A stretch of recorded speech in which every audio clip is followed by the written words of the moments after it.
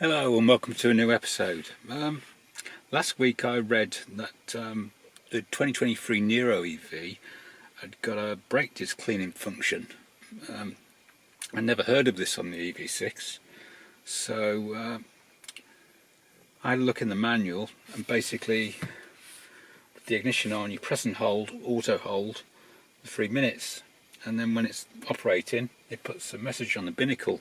I mean, basically it turns off regen braking, so forces you to use your brakes, and then that will clean the pads and discs, and then after a certain amount of time it goes back off. Now I'm curious to know if the EV6 MY23 model year 23 has got this function. So anyone who's got one, can you answer that question in the comments, just to let me know if it's got it? So I'm very curious. So just press and hold, auto hold, 3 seconds with the ignition on, and that's it. Nice, short and sweet. Thanks for watching.